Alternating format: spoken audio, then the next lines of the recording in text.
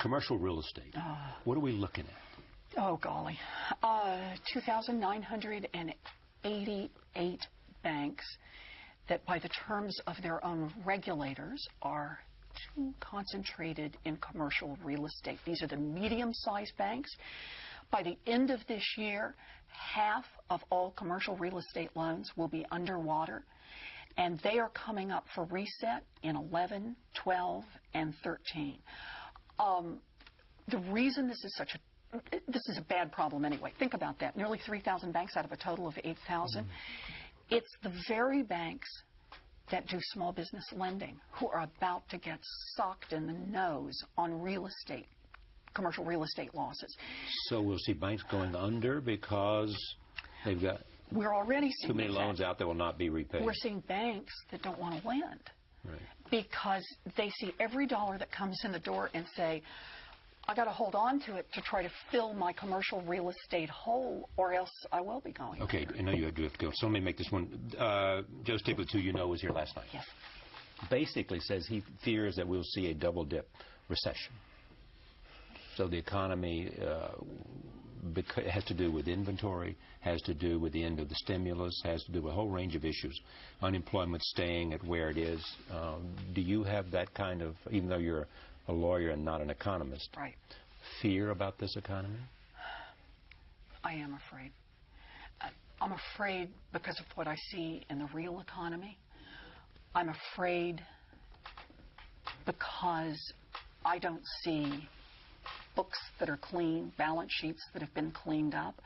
I'm afraid because in October of 2008, Secretary Paulson came to the American people and he said the problem is toxic assets on the books of the banks. And they're still there. Right. I'm afraid. Although they're worth more than they were. Lucky us. Yeah. I'm afraid because Secretary Paulson said there's too much concentration in the banking industry, and there's even more concentration today than there was so business 15 is months bad? ago. It's not that business is bad, it's that we've got concentrated risk, and that's what creates too big to fail, and that's creating distortions throughout our economy. We haven't yet put our feet on solid ground and begun to rebuild an economy we can believe in.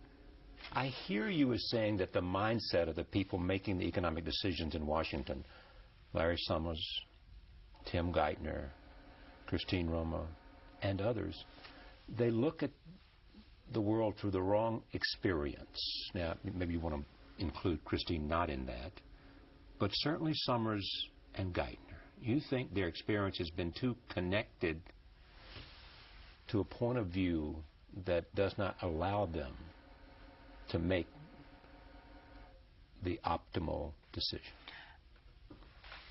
I tried to make that as easy as I could. I think we have different worldviews. You and them. Yes. I just don't think we see the world the same way. And so, therefore, they shouldn't be in place. Well, I'm going to say it differently. I think that Summers and Geithner are smart. I think they're honorable. I think they approach the economy and the world through the largest institutions, and they see the world from a top-down perspective. I spent 25 years somewhere else. Academia. No, come on. Summers and I started in the same places. No. I spent my time and my research on economic death and rebirth. And much of that was about what happened to America's middle class, how we have hollowed out America's middle class. It will not save us if a handful of Wall Street banks prosper and the rest of America fails. Our focus, our energy, our heart has to be on the rest of America. Thank you for coming. Thank you. Now, you've promised me an hour at some point, so at some point in this busy schedule you have. I want it. Elizabeth Loring, back in a moment. Stay with us.